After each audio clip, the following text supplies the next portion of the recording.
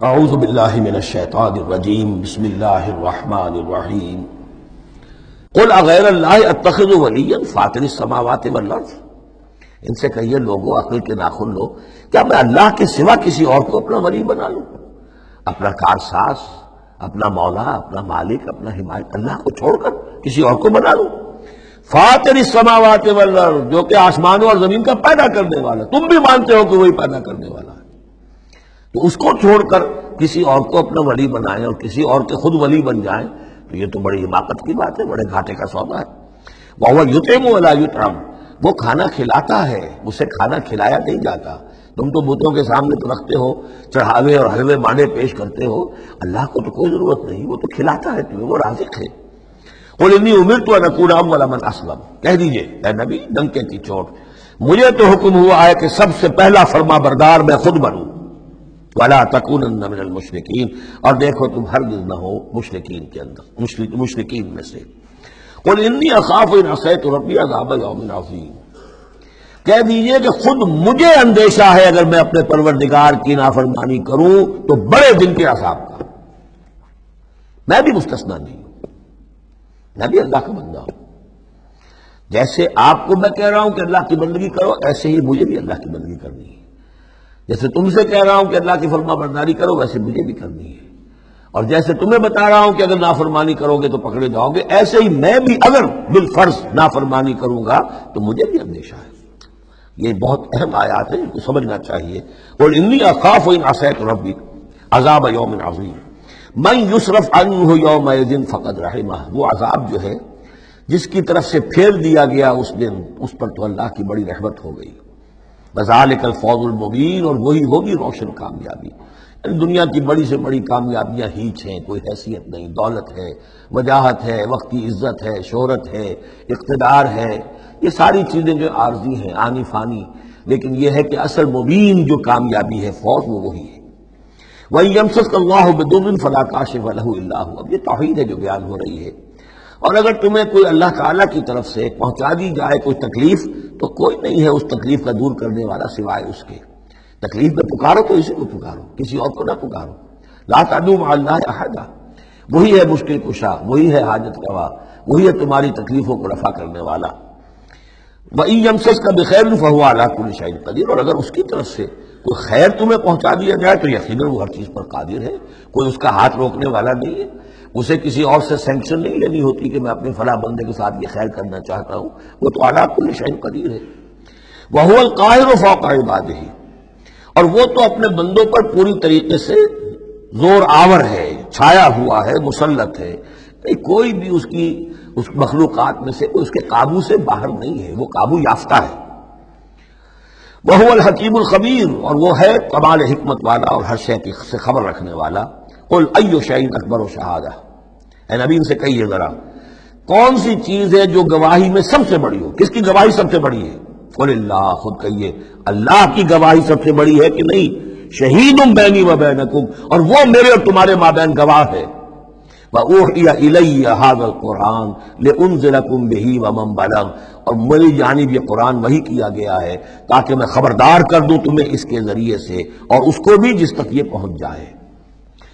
یہ گویا کہ اس سورہ کے عمود کا عکس ہے، یعنی میں نے بتایا عمود کیا ہے، حصی معجزہ ہم نہیں دکھائیں گے، بات ختم، لیکن اصل معجزہ یہ قرآن ہے۔ اے نبی ہم نے آپ پر یہ قرآن اتار دیا، آپ اس کے ذریعے تبشیر کریں، اسی کے ذریعے انذار کریں، اسی کے ذریعے تذکیر کریں۔ جس کے اندر صلاحیت ہے، جو طالب حق ہے، جو ہدایت چاہتا ہے وہ ہدایت پالے گا۔ باقی جس کے دل میں کجی ہے، ٹیڑھ ہے، تعصب ہے، ضد ہے، ہٹ درمی ہے، حسد ہے، تکبر ہے، وہ آپ 10 لاکھ معجزے دکھا دیجئے وہ نہیں مانے گا۔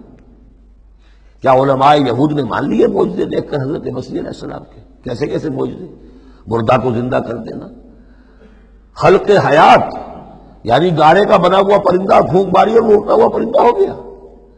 یہ تو وہ چیزیں ہیں کہ جو یوں سمجھیے کہ ایکسکلوسیو افعال اللہ تعالیٰ کے ہیں، خلق حیات اور احیاء موتا، وہ بھی نشانیاں ظاہر کر دی حضرت مسیح کے ہاتھ پر، کتنے لوگوں نے مانا؟ تو ہم نہیں مانے، ہم یہ معجزہ نہیں دکھائیں گے، البتہ یہ کہ یہ ہے، آپ کرتے جائیے، محنت کرتے جائیے، کوشش کرتے جائیے۔ اب یہاں پہ خاص طور پہ بہی کا جو ہے لفظ اس کو نوٹ کیجئے، وَأُوحِيَ إِلَيَّ هَذَا الْقُرْآنُ، وحی کیا گیا ہے میری جانب یہ قرآن، لِأُنذِرَكُم بِهِ، تاکہ میں خبردار کروں تمہیں اس کے ذریعے سے، وَمَن بَلَغَ، اور جس تک یہ پہنچ جائے۔ جس تک پہنچ جائے کا مطلب کیا ہے کہ میں تو تمہیں پہنچا رہا ہوں، اب جو امت بنے گی وہ آگے پہنچائے گی۔ جس تک قرآن پہنچ گیا حضور کا انذار پہنچ گیا۔ یہ سلسلہ جو ہے تا قیام قیامت، کیونکہ حضور اپنے ہی زمانے کے لیے رسول بن کر نہیں آئے تھے، آپ تو تا قیام قیامت جو ہے اب آپ رسول ہیں، آپ ہی کی رسالت کا دور یہ چل رہا ہے۔ جو انسان بھی قیامت تک دنیا میں آئے گا وہ آپ کی امت دعوت میں شامل ہے، اسے پہچانا پیغام قرآن کا اب ذمہ ہے کس کے؟ امت محمد صلی اللہ علیہ وسلم کے۔ اَإِنَّكُمْ لَتَشْهَدُونَ أَنَّ مَعَ اللَّهِ آلِهَةً أُخْرَىٰ، اب دیکھیے یہ ہے وہ جو میں نے ابتدا میں بھی عرض کیا تھا تعارف میں، بعض اوقات جو ہے بڑے سرچنگ کویسچنز ہوتے ہیں، کیا واقعی تمہارا یہ کہنا ہے؟ جب آپ کو معلوم ہو کہ جو کچھ یہ کہہ رہا ہے اس کا دل وہ نہیں ہے، یہ کچھ اوپر اوپر سے کہہ رہا ہے، وہ ضد ہے، ہٹ درمی ہے، تو پھر یہ کہ آنکھوں میں آنکھیں ڈال کر ذرا سرچنگ انداز میں جو ہے وہ آپ سوال کی اِنَّكُمْ لَتَشْهَدُونَ أَنَّ مَعَ اللَّهِ آلِهَةً أُخْرَىٰ، کیا واقعی تم لوگ گواہی دیتے ہو اس کی کہ اللہ کے سوا کوئی اور بھی آلہہ ہے؟ واقعی؟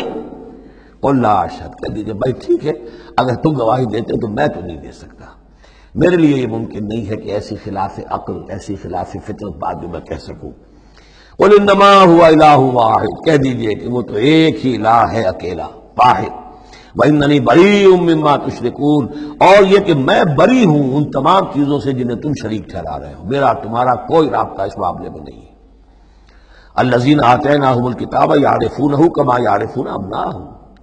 اب دیکھیے چونکہ یہ مکی دور کا آخری زمانہ ہے اور اس میں ظاہر بات ہے مدینہ تک بھی خبریں تو پہنچ چکی ہوئی ہیں، وہاں پر بھی کہ کوئی مکے کے اندر ایک دعوت ہے بڑی زور شور کے ساتھ، شدت کے ساتھ اٹھ گئی ہے، اور وہاں پر وہ باتیں پہنچ چکی ہیں، اور بلکہ انہی کی طرف سے سکھائے ہوئے سوالات بھی مکے کے لوگ حضور سے کرتے تھے امتحاناً۔